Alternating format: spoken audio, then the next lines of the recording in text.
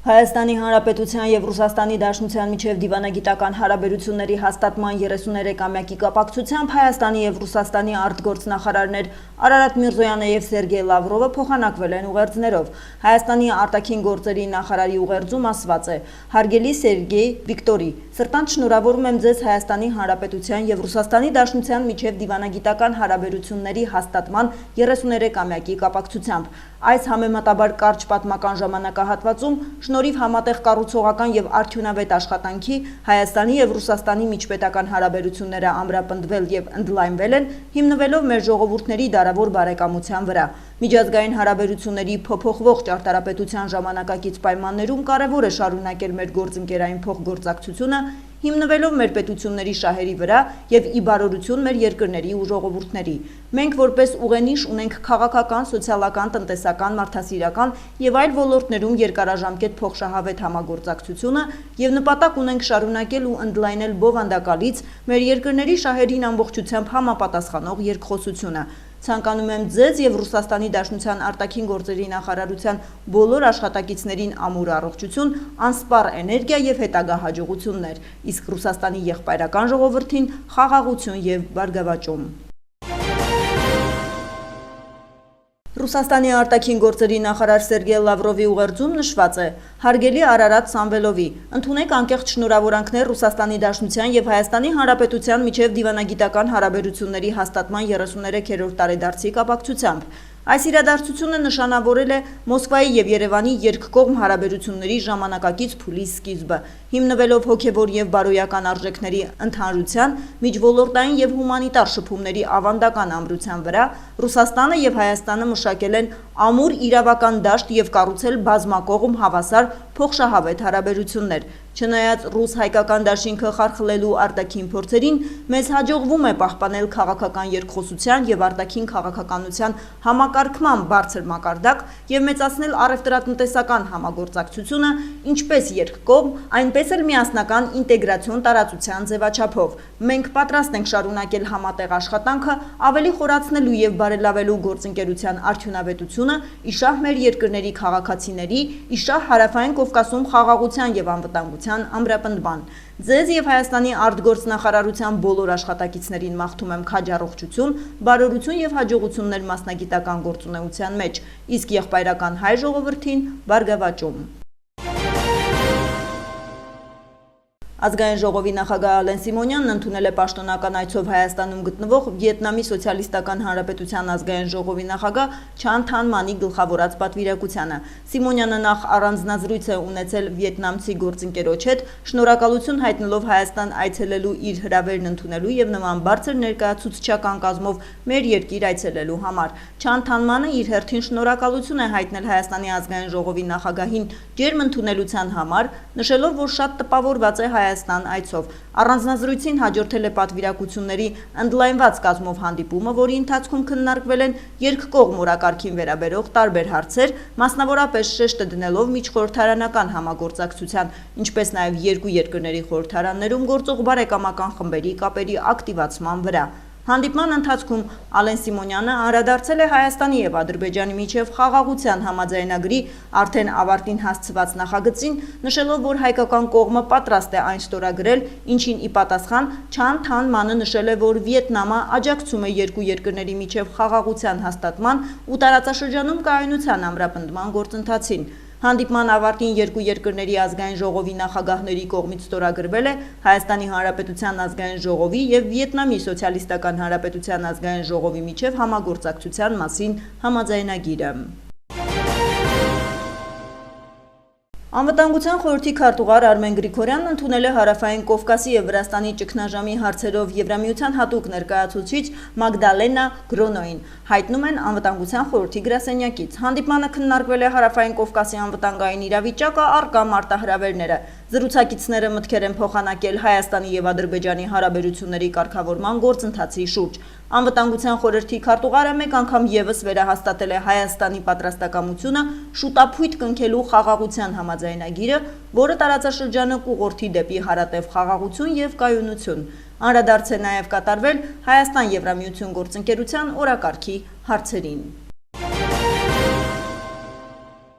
Իրանը հույս ունի, որ Հայաստանն ու Ադրբեջանը զսպվածության միջոցով կանցնեն այն ճանապարհը, որը ի վերջո հանգեցնելու է երկու երկրների միջև խաղաղության համաձայնագրի կնքմանը։ Armenpress գործակալության փոխանցմամբ լրագրողների հետ զրույցում այս մասին ասել է Հայաստանում Իրանի դեսպան Մեհդի Սոհբանին։ Մենք հույս ունենք, որ երկու կողմերը կկարողանան զսպվածության միջոցով անցնել այն ճանապարհը, որը հանգեցնելու է խաղաղության համաձայնագրի կնքմանը, նշել է Սոհբանին։ Դեսպանը հավելել է, որ Իրանը կապի մեջ է Հայաստանի եւ Ադրբեջանի Մեր զրույցների քննարկումների ժամանակ կողմերին կոչ ենք անում շարժվել խաղաղության համաձայնագրի կնքման ուղղությամբ։ Իրանը պատրաստ է օգնել, որպեսզի խաղաղությունը պահպանվի, որպեսզի հրադադարը չխախտվի եւ կողմերը կարողանան հասնել խաղաղության համաձայնագրի կնքմանը։ Եվ կարծում եմ, որ այս առումով 3 գումարած 3-ը բավականին լավ ֆորմատ է։ Օգտագործելով այդ ֆորմատը մենք կարող ենք շարժվել դեպի խաղաղության հաստատումը, ընդգծել է Մեհդի Սոհբանին։ Անդրադառնալով շրջանառվող տեղեկություններին, որ Ադրբեջանը Իսրայելից մեծ քանակությամբ սպառազինություն է ներկրում,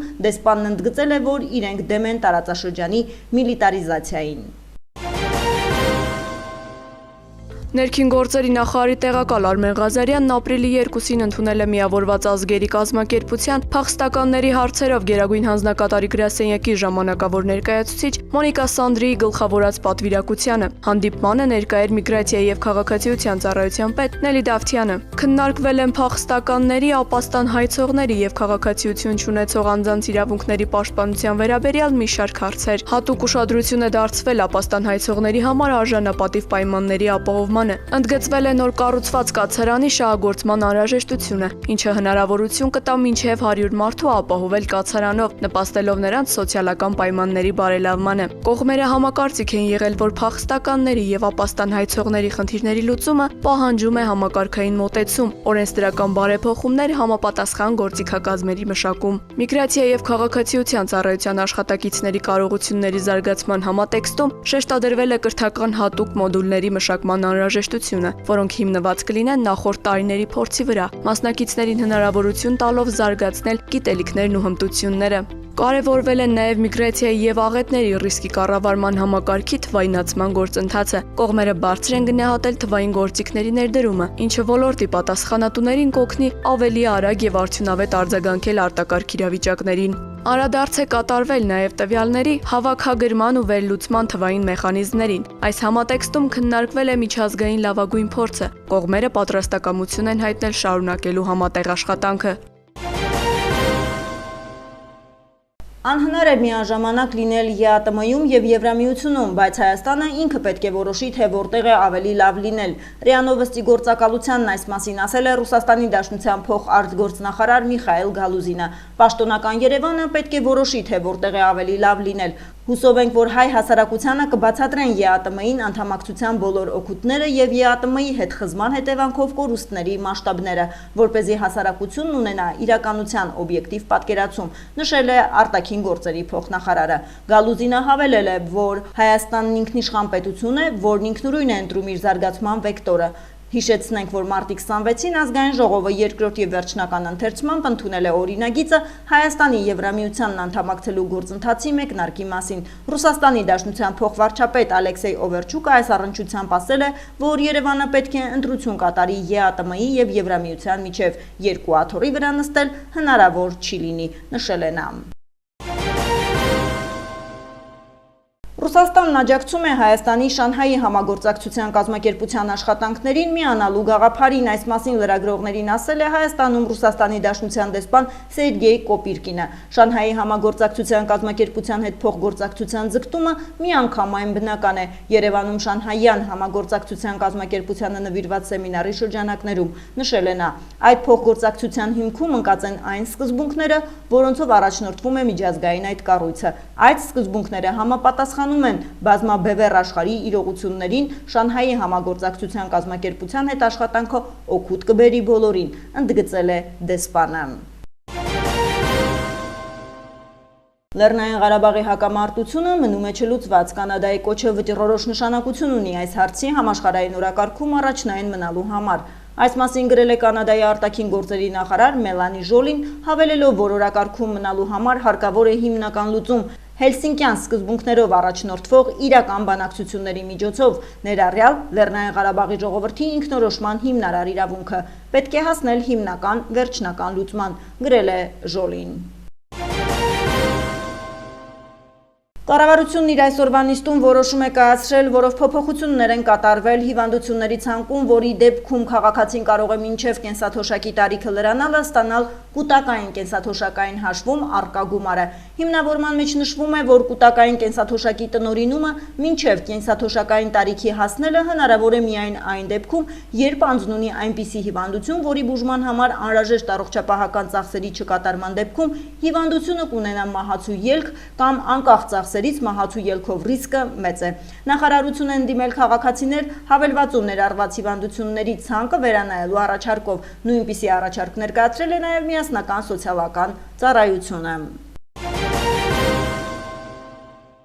Կենտրոնական ընտրական հանձնաժողովը իրազեկում է, որ թիվ 14 և թիվ 31 ընտրատարածքային ընտրական հանձնաժողովները ամփոփել են վերահաշվարկի աշխատանքները։ Այս մասին տեղեկացնում են Կենտրոնական ընտրական հանձնաժողովից։ Վերահաշվարկվել են ընդհանուր թվով 10 ընտրական տեղամասերի արդյունքները։ Թիվ 14 ընտրատարածքային ընտրական հանձնաժողովը վերահաշվարկել է 14 կոտորակ 10, 14 կոտորակ 1, 14 կոտորակ 11 թվով 3 ընտրական տեղամասերի արդյունքները։ Թիվ 31 ընտրատարածքային ընտրական հանձնաժողովը 31 կոտորակ 78, 31 կոտորակ 22, 31 կոտորակ 66, ինչպես նաև 31 կոտորակ 67, 31 կոտորակ 70, 31 կոտորակ 50, 31 կոտորակ 41 թվով 7 ընտրական տեղամասերի արդյունքները։ Թիվ 14 ընտրատարածքային ընտրական հանձնաժողովի իրականացրած վերահաշվարկի արդյունքներով որևէ կուսակցության կամ դաշինքի ստացած քվեների փոփոխություն չի արձանագրվել։ Թիվ 31 ընտրատարածքային ընտրական հանձնաժողովի իրականացրած վերահաշվարկի արդյունքների համաձայն քաղաքացիական պայմանագիր կուսակցությունը ստացել է 4 քվ, ապրելու երկիր կուսակցությունը 1 քվ, Մայր Հայաստան կուսակցությունների դաշինքը 2 քվ, Հայաստանի աշխատավորական սոցիալիստական կուսակցությունը 1 քվ, Եվրադաշինք կուսակցությունների դաշինքը 2 քվ, Դեմոկրատական այլընտրանք կուսակցությունը 1 քվ, Մեր քաղաքը կուսակցությունների դաշինքը 1 քվ եւ Իմ հզոր համայնք կուսակցությունը 5 քվ։ Զինվորական կենտրոնական դատախազության պետական շահերի պաշտպանության բաժնի և կայազորների զինվորական դատախազությունների կողմից 2024 թվականին իրականացված ուսումնասիրություններով արձանագրված պետությանը պատճառված վնասի չափը կազմել է 5 միլիարդ 677 միլիոն 550 հազար դրամ։ Համաձայն դատախազության 2024 թվականի գործունեության մասին հաղորդման դատախազական ներգործության միջոցների կիրառման արդյունքում 2024-ին վերականգնվել է 11 միլիոն 310 հազար դոլարին համարժեք 4 միլիարդ 462 միլիոն 706 հազար դրամ։ Հավելենք, որ 2024 թվականին զինվորական կենտրոնական դատախազության պետական շահերի պաշտպանության բաժնի և կայազորների զինվորական դատախազությունների կողմից իրականացված ուսումնասիրությունների արդյունքում արձանագրվել է 118 խախտում։ Դպրոցների տնօրենների համար սահմանվել են բովանդակային նոր պահանջներ, ներդրվել է տնօրենների նշանակման եռափուլ համակարգ։ Այս մասին այսօր կառավարության նիստում նշել է Կրթության, գիտության, մշակույթի և սպորտի նախարար Ժաննա Անդրեասյանը։ Տնօրենների նշանակման եռափուլ համակարգի շրջանակներում հավակնորդներն անցնում են հավաստագրման գործընթացով, այնուհետև ներկայացնում են զարգացման ծրագիր կոնկրետ հաստատության համար, որտեղ որ ցանկություն ունեն տնօրեն աշխատել, զարգացման ծրագիրն անցնում է անկախ փորձաքննություն մրցույթով ընտրված կազմակերպության կողմից։ Եվ վերջին փուլում հավակնորդը մասնակցում է հարցազրույցի, նախարարության և լիազոր մարմինների համատեղ հանձնաժողովում, նշել է նախարարը։ Նրա խոսքով 2023 թվականից մեկնարկած այս գործընթացն ի հայտ է բերել բազմաթիվ խնդիրներ, դաշտում մասնավորապես այս պահին արդեն 437 դպրոց կամ պետական դպրոցների շուրջ 32-ը անցել են կառավարման նոր ձևաչափի, որոնցից տնօրեններ են նշանակվել 138 դպրոցում։ Զարգացման ծրագրերի փորձաքննության գործընթացը դրական հաղթահարում է հավակնորդների շուրջ 12%-ը։ Հարցազրույցի փուլը դրական է հաղթահարում նախորդ փուլը դրական հաղթահարածների շուրջ 38%-ը, ինչը վկայում է ոլորտում կարողությունների զարգացման լուրջ խնդիրների մասին, նշել է նախարարը։ Պետական եկամուտների կոմիտեի պատվիրակությունը պետնախագահ Էդուարդ Հակոբյանի գլխավորությամբ ապրիլի 1-ից 3-ին Հայաստանի միջգերատեսչական պատվիրակության կազմում այցելել է Էստոնիայի Հանրապետություն ուսումնասիրելու թվային կառավարման, կիբերպաշտպանության և հանրային ծառայությունների թվայնացման ոլորտում Էստոնիայի առաջադեմ փորձը։ Հանդիպման ընթացքում կողմերը քննարկել են երկու երկրների միջև ոլորտային համագործակցության խորացման հնարավորությունները, ընդգծելով երկկողմ հարաբերությունների զարգացման ներուժը, փորձի փոխանակումը, փոխշահավետ ծրագրերի մշակումն ու համագործակցության նոր ուղղությունների բացահայտումը։ Այցի շրջանակում ներկայացվել են նաև Էստոնիայի հանրային ծառայության ոլորտում կիրառվող նորարարական թվային լուծումները։ Մասնավորապես քննարկվել է հարկային հայտարարագրերի և մաքսային ընթացակարգերի ավտոմատացման, արհեստական բանականությամբ խարդախությունների կանխման և ռիսկերի վերհանման մեխանիզմների կիրառման էստոնական փորձը։ Անդրադարձ է կատարվել նաև տնտեսական արդյունավետության ու հարկերի հավաքագրման թվայնացման ռազմավարություններին։ Փորձի ուսումնասիրությունը կարևոր է ինչպես Էստոնիայի հետ համագործակցության, այնպես էլ Հայաստանի Հանրապետության հարկային ու մաքսային վարչարարության բարելավման նոր հնարավորությունների նախանշման համար, այդ թվում թվայնացման ոլորտում։ Ըստ ոստիկանության օպերատիվ հաղորդագրությունների ամփոփագրերի ապրիլի 2-ից 3-ին ոստիկանության ստորաբաժանումները բացահայտել են հանցագործության 88 դեպք, որից 4-ը նախկինում կատարված։ Կամավոր ներկայացել է 2 հետախուզվող, գրանցվել է զենք զինամթերքի կամավոր հանձնելու 5 դեպք։ Անցած մեկ օրվա ընթացքում Հանրապետությունում արձանագրվել է մարմնական վնասվածքներով ճանապարհատրանսպորտային 10 պատահար, 10 անձ ստացել է տարբեր աստիճանի մարմնական վնասվածք։ Ապրիլի 2-ին ավտովթար է տեղի ունեցել Կոտայքի մարզում, ինչպես հայտնում է Շամշյան Քոմը, ժամը 21-ի սահմաններում Նոր Հաչնի կամրջի վրա բախվել են Գեղարքունիքի մարզի բնակիչ 37-ամյա Հրաչիկ Գ-ի վարած Մերսեդես, Կոտայքի մարզի բնակիչներ 23-ամյա Նարեկ Ա-ի վարած Միթսուբիշի և 41-ամյա Միհրան Ա-ի վարած Նիսսան մակնիշի ավտոմեքենաները։ Վթարի հետևանքով ըստ նախնական տեղեկությունների տուժածներ չկան։ Ապրիլի 2-ին արտակարգ դեպք է տեղի ունեցել Կոտայքի մարզում, ժամը 21:15-ի սահմաններում ներքին գործերի նախարարության ոստիկանության համայնքային ոստիկանության գլխավոր վարչության Գառնիի բաժնիպետ Հրաչյա Աթաբեկյանը աշխատանքից տուն գնալիս է եղել, երբ նկատել է, որ Հաչնի կամրջի վտանգավոր եզրագիծը մի քաղաքացի է անցել ու սպառնում է իրեն ցած նետել։ Ինչպես հայտնում է Շամշյան Քոմը, այնուհետև ահազանգով դեպքի վայր ժամանած ներքին գործերի նախարարության ոստիկանության համայնքային ոստիկանության գլխավոր վարչության Նաիրիի բաժնի ծառայողները բանակցությունների մեջ են մտել քաղաքացու հետ, համոզել նրան, որպեսզի նա չդիմի ծայրահեղ քայլի։ Մոտ 20 րոպե բանակցությունները արդյունք չեն տվել, բայց ոստիկանության Գառնիի բաժնիպետին և Նաիրիի համայնքային ոստիկաններին հաջողվել է բռնել նրան ու տեղափոխել անվտանգ վայր։ Նախնական տեղեկություններով տղամարդի Երևանի բնակիչ 35-ամյա Նարեկ Մ-ն է։ Փրկարար ծառայությունից տեղեկացնում են Հանրապետության տարածքում ավտոճանապարհների հիմնականում անցանելի են, փակ են Արագածոտնի մարզում Ամբերտ բարձր լեռնային օդերևութաբանական կայանից Քարիլիճ եւ Ամբերտ ամրոց տանող ավտոճանապարհները։ Վարորդները պետք է երթևեկեն բացառապես ձմեռային անվադողերով։ Ստեփանցմինդալարս ավտոճանապարհը բաց է բոլոր տեսակի տրանսպորտային միջոցների համար։ Հիդրոօդերևութաբանության և մոնիտորինգի կենտրոնից հայտնում են Հանրապետության տարածքում ապրիլի 5-ին երեկոյան ժամերին 6-ի գիշերը 7-ից 8-ից 3-ը սպասվում է կարճատև անձրև, հնարավոր է նաև ամպրոպ, քամին հարավարևմտյան 2-ից 5 մետր վարկյան արագությամբ։ Ապրիլի 6-ից 8-ին առանձին շրջաններում սպասվում է քամուշ գնացում մինչև 20 մետր վարկյան արագությամբ, օդի ջերմաստիճանն էապես չի փոխվի։